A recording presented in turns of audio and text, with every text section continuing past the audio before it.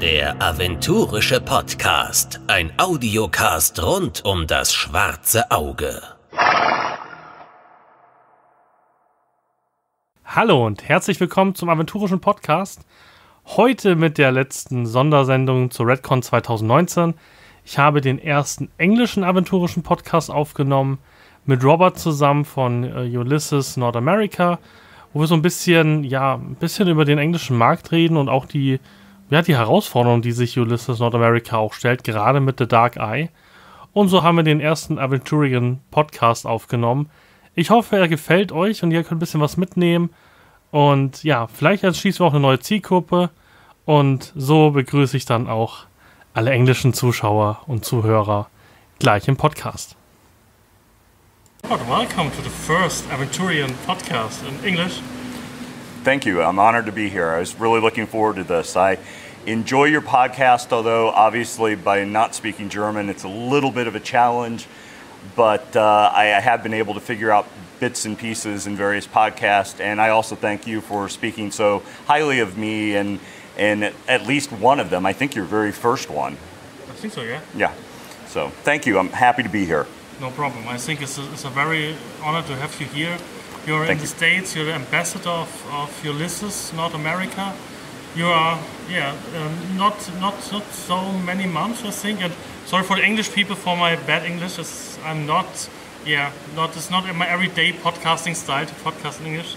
Hopefully you understand anything. Well, I'm sure you speak English certainly far better than I speak German. So I appreciate you going to the effort to interview me in my own language, and so I'm happy to be here and happy to speak again to the German community who have been so sweet and so kind and welcoming to me.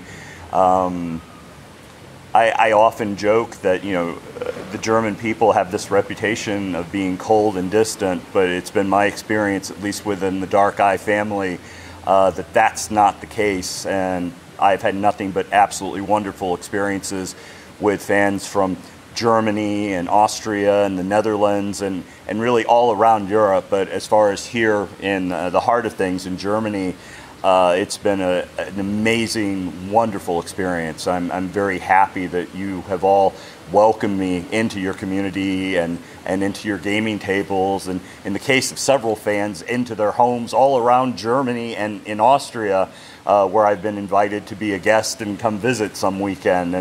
And that's very, very touching, and I take that all very seriously, and I truly appreciate it.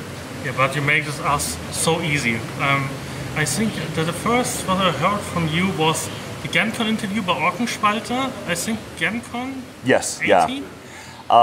It was the GenCon, I believe, about 3 years ago, because last year was my first year coming to visit for Ratcon, where I had been invited by Ulisses Spieler, really in thanks to the German fans who at the previous Ratcon, I guess they showed that video, Marcus showed that video in the keynote and asked the fans if they thought that I should be invited to come over, and I guess the fans were overwhelming in saying yes, I should be. So my very first trip to Europe, my very first trip to Germany is really in direct response to the desires of the fans in the Dark Eye community, in the Schwarze Auge gaming community.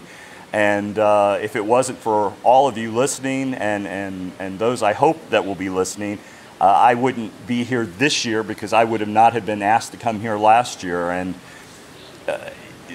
you've just been so wonderful that I miss you when I'm not here, and I want to come back as often as I can to have another chance to play with you, to eat with you, to drink with you, and just enjoy your company. And I hope you never grow tired of me, because I can't imagine growing tired of any of you. So thank you. I think you have a talent that the video from Orkenspalter that was so amazing. When I asked the most people, what's this Aventurier? Then they say, yeah, it's a mid-fantasy setting, and yeah, it's a little bit realistic. But you have I think 5 minutes and have open your soul what you think and what you feel about Aventurian. I think this is a very good talent what you have, and I think we have and the greatest thing card this year.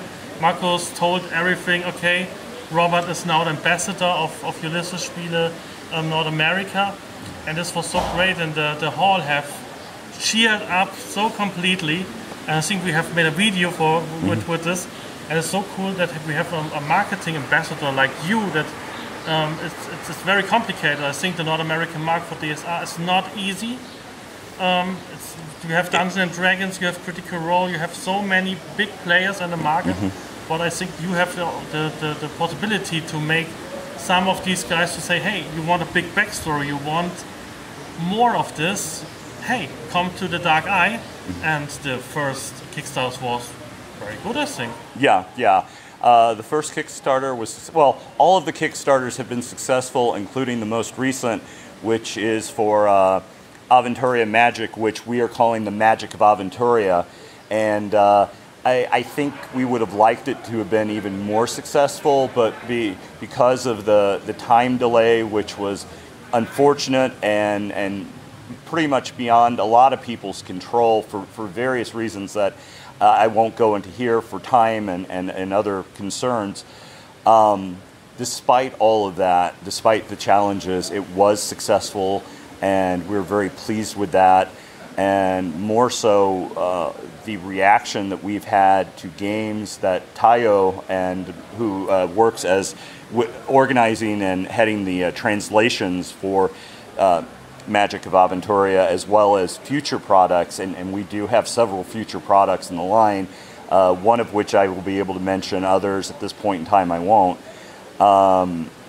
The demand is definitely there. Yes, it is not particularly large at this point in time, but we are working for that. To go back to something you had mentioned earlier, that video, I have to confess, and I know I've said this to several fans who've asked me about it, Gen Con is a very big convention for me traditionally, and it usually requires a great deal of time and preparation.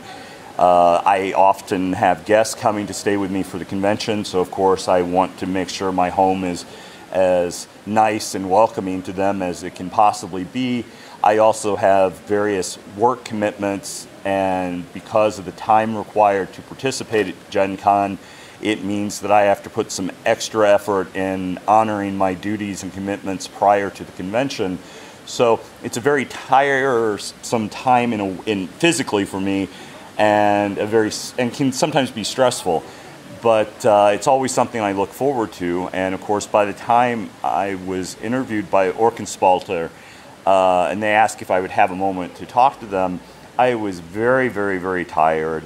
I don't think I was thinking clearly, but as always is the case, I try to be as honest and truthful as possible. And if it's something I'm very passionate about, which in this case, Das Schwarze Auge, the dark eye, as we call it in English, I just kind of let flow what I thought.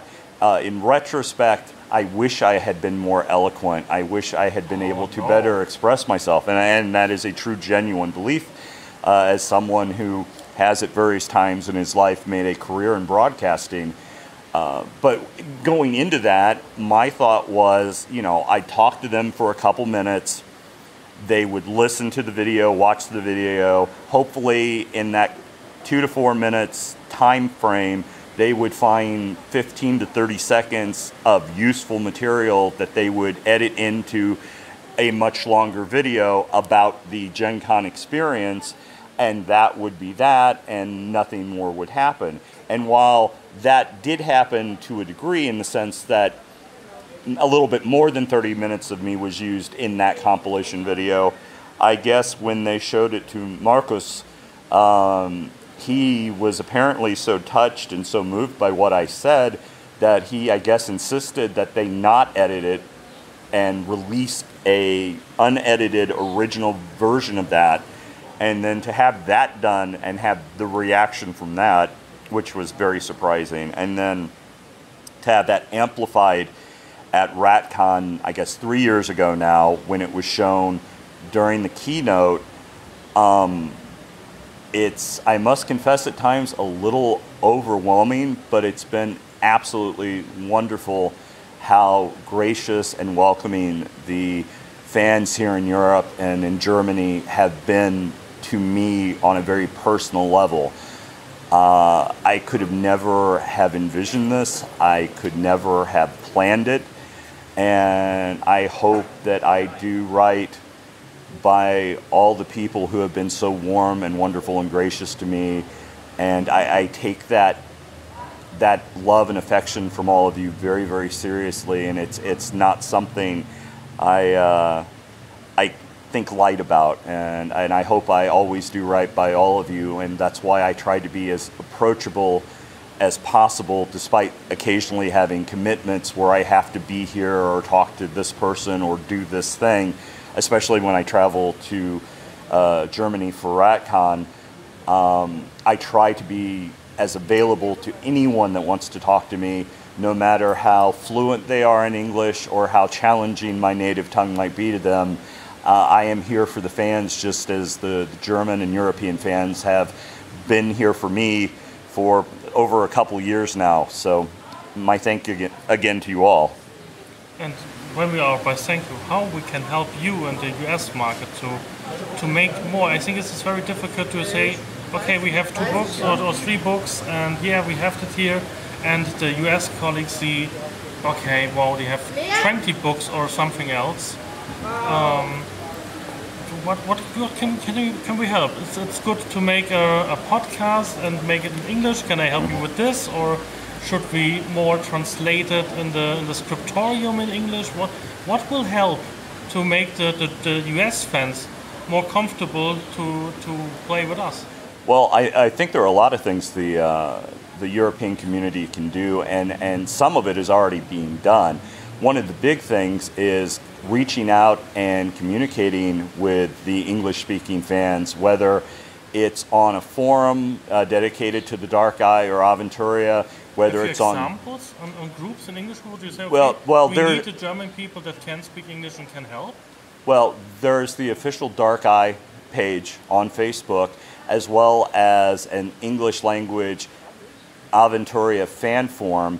On both forums, there are several German-speaking players and some from the Netherlands that I know of in particular, who are on those forums, and particularly in the fan forum will answer questions from native English-speaking players about things in future books. For example, someone wanting to play a witch, asking more about witch archetypes or spells or things of that, which, while there isn't a lot of that in Magic of Aventuria Volume 1, I do believe in the second volume there is more information on witches, which of course, as players here in Europe and in Germany, you already have those books, so you're able to say, oh yeah, there's this spell or there's this archetype. Same thing with Works of the Gods, which is, I think, no secret, that is one of our next projects to release in English once we have shipped the Aventuria card game Into the Black Boar expansion and the Magic of Aventuria book and accessories from that Kickstarter. That's one of the next ones we're going to be working on. Your access to the copious amount of books available in German and being able to answer those questions, that's one thing that goes a big way, both of helping American players on a personal level to have an easier time playing the game and making the game and the characters more personal to them, but also it helps to, I think, strengthen ties between the communities. And it's certainly something that I know in talking to the German fans last year at Ratcon that I publicly said, I believe in the keynote as well as my presentation on Sunday, to please reach across the Atlantic and reach out to English-speaking fans, offering your advice, your experiences, your assistance with better understanding the rules of the game, or some of the complexities or the subtle nuances of various regions or various gods or various character types.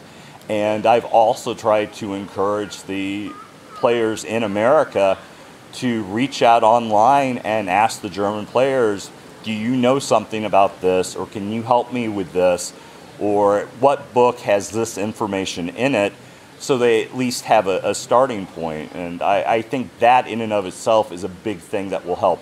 Obviously, German players who can take aspects of things like the scriptorium and other online resources that German players have and take advantage of within their fan community, making some of those things available in English is certainly a thing that helps. And also we need more podcasts in English, and that's something that some of us are looking into doing ourselves. But to have the native German speakers taking the time to occasionally do podcasts in English to share information, even if it's just 5 minutes in a 15-minute podcast or 10 minutes in a 30-minute podcast where they have a segment in English talking about something just for the English-speaking players, then I think that's beneficial to both, because now the English speakers are listening to the German podcast, even if it's just to hear that 5 or 10 minutes in English. And that's more a wider market for those of you who do podcast in Germany for Aventurian, or who just do role-playing podcast in German, to have that, hey, we're going to talk about the American gaming scene, the American gaming community. I think that offers a new audience to you, but it also is another resource for American players until we can get things a little bit more established and start reciprocating back to you, talking about things in our podcast. And maybe it ends up to people that do an English podcast having a German guest on to talk about the German gaming scene or the dark eye community in Germany or in Austria or in the Netherlands, where the Dutch version of the Dark Eye is coming out, which I know will please several people, native Dutch speakers, to have that game in their own language. And I'm very happy to say that I'm probably the first American fan who has the core rule book not only in English but in German and now in Dutch. So that's something very exciting, and I like the idea of building bridges internationally through our love of this game and this world.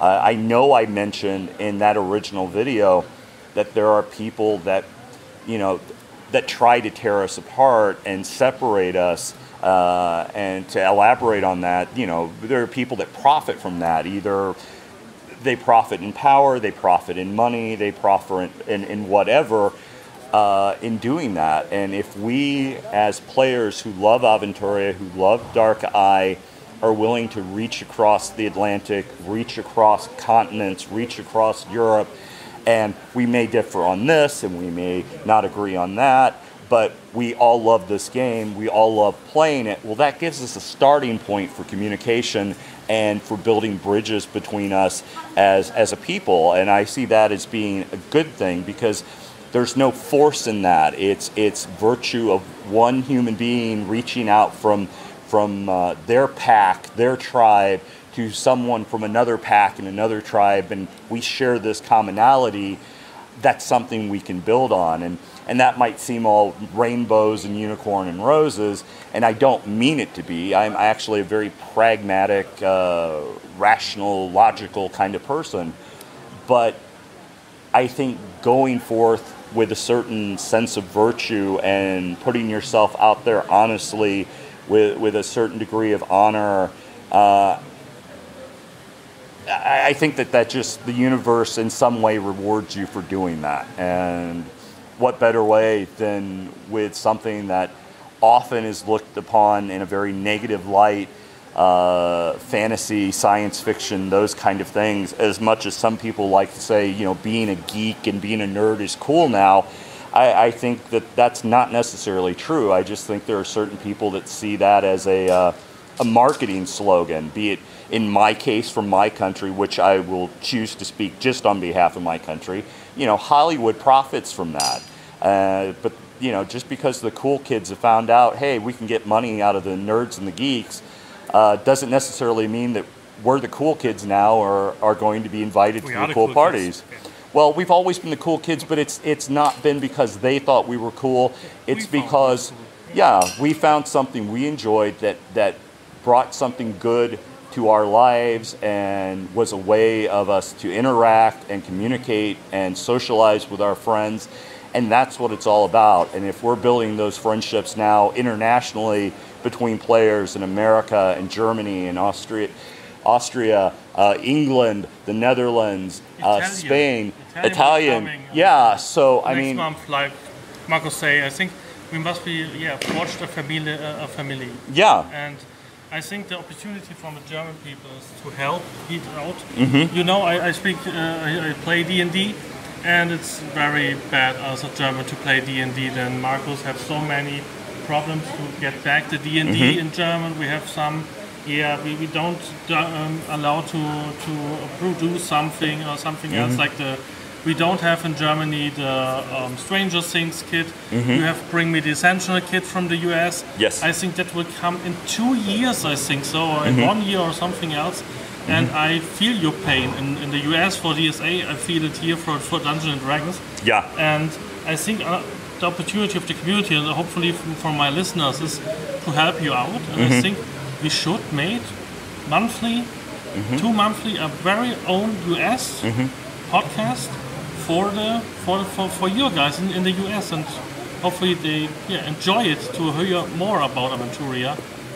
Well, than they have at the moment. I know I would be more than happy to trade American Dungeons and Dragons books for German Dark Eye books. So, and I'm pretty sure I'm probably not the only one that feels that way, even though reading the German books takes a lot of work and a lot of effort.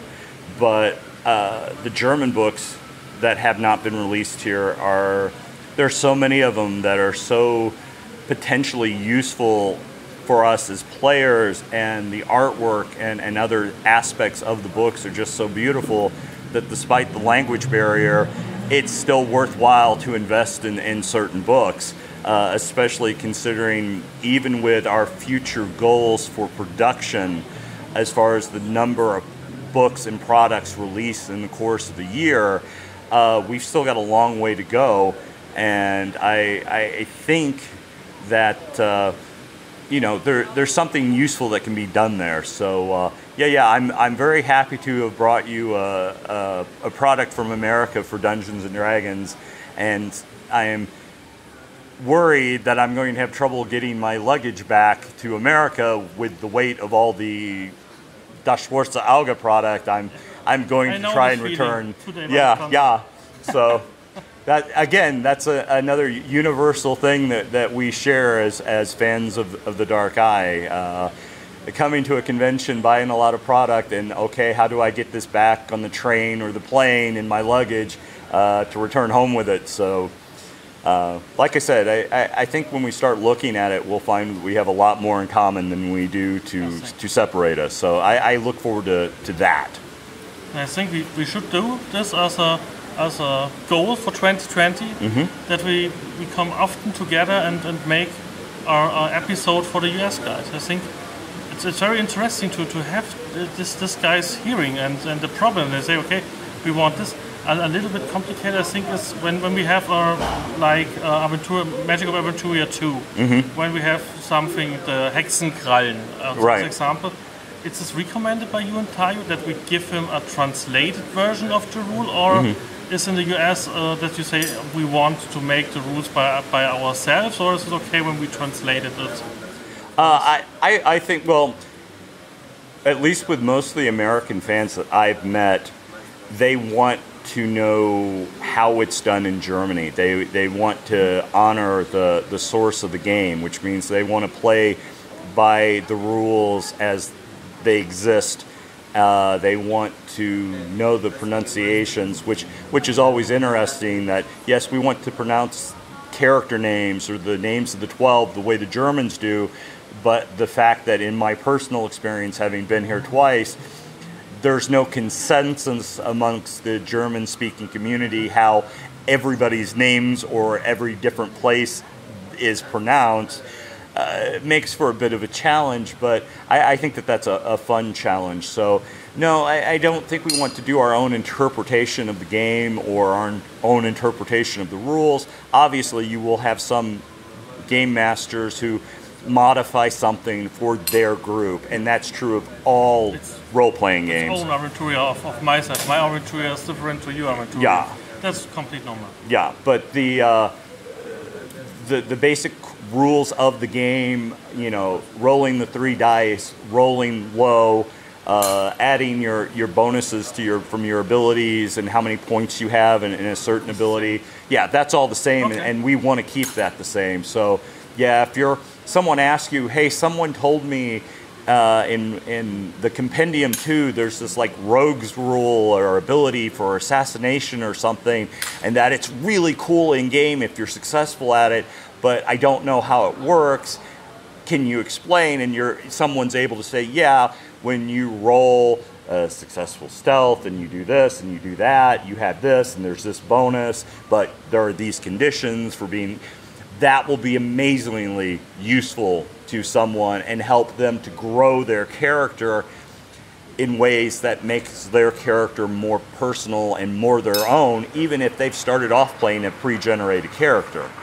You know, it's what you do after a game to build that character where you kind of make that character your own. And obviously, if it's a character you've built from the ground up, that's always true and you just continue on. So the fact that I play a character that's a knight, I can have an entire table full of players that are playing knights, but all of us are a little different. Some of us are maybe a little bit more interested in courtly intrigue. Some of us are more interested in participating in tournaments. Some of us are more interested in sallying forth, righting wrongs. And, you know, just because you have 5 knights at a table doesn't mean they're all the same character, despite having that same basic template.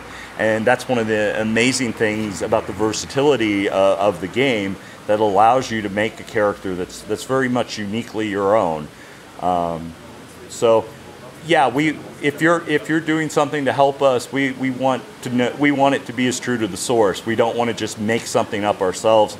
And I only see that ever happening when we have no other choice, which would be an example would be like our living Aventuria, which has absolutely no effect into the grand scheme of things with the game, because obviously we are years behind what's going on in Germany, both on product release and I would argue also the timeline in our world of Aventuria.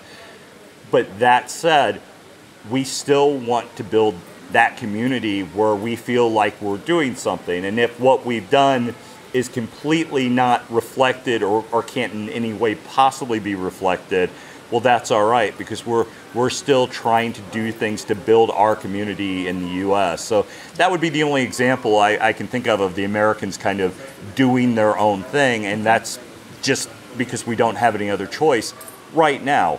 In the future, who knows? Maybe as our two sides of the Atlantic build closer bridges together, maybe one day we will have enough of a presence of American and English-speaking players in Germany attending conventions like Ratcon or Kaiserau that we might in some small way help contribute to the world that we all share. So we can hope. If you're going to dream big and just put in the work to make that dream a reality. Only the dreamer wins at the end. Yeah. And the listeners of the podcast in German, please help. We will write some URLs in the show notes of the podcast, and please register it by an US forum or join the Aventuria Facebook page in English and hopefully help.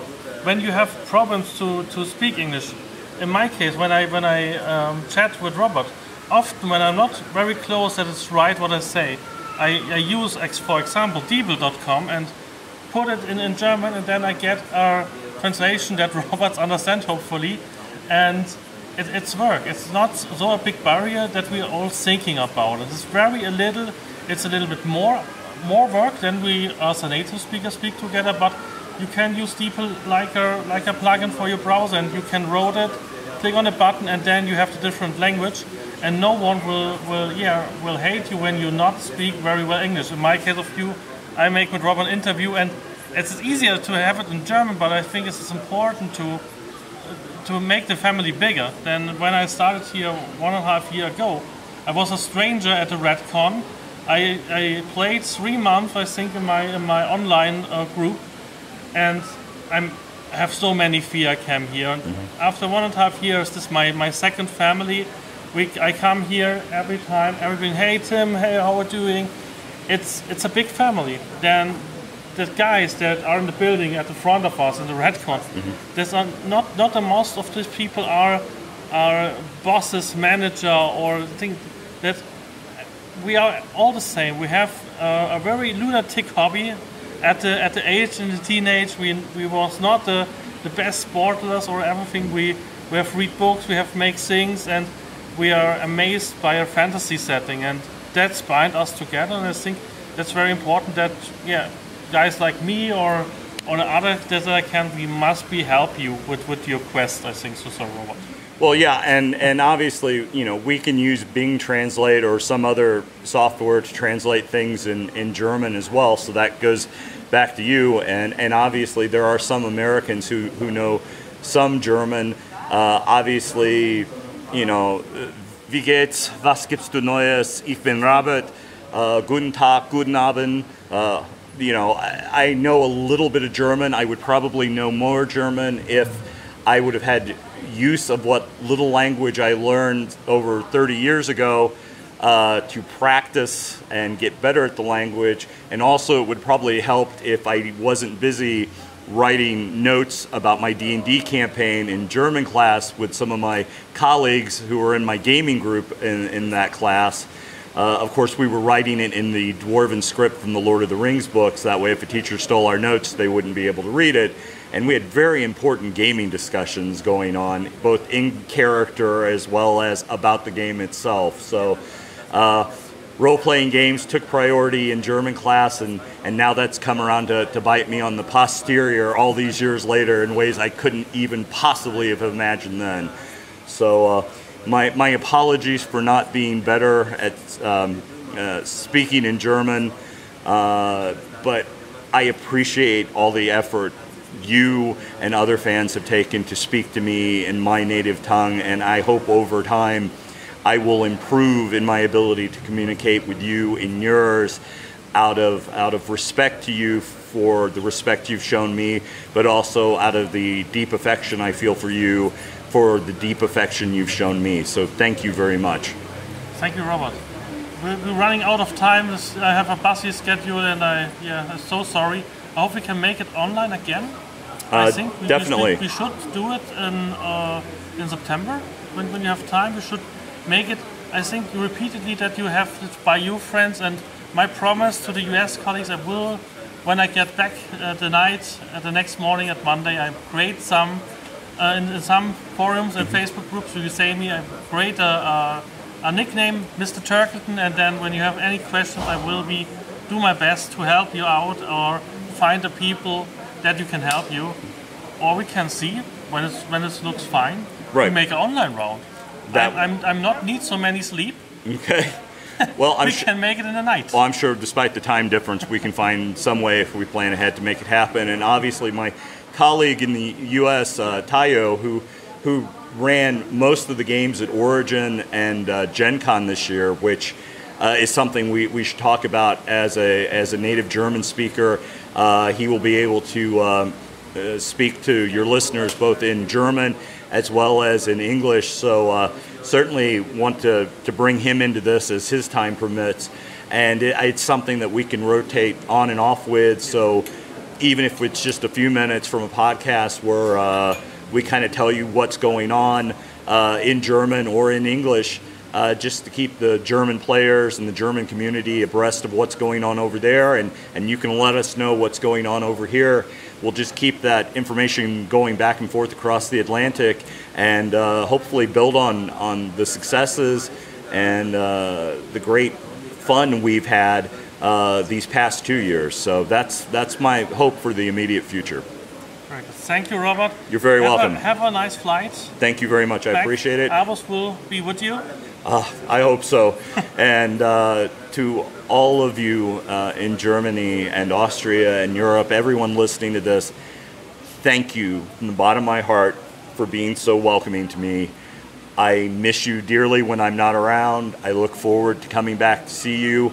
It's not just anyone. I would travel over 16 hours round trip and then endure the adventures of traveling on German trains for just anybody. So you are a special group of fans and a special group of people, and I thank you. And I look forward to seeing you again soon.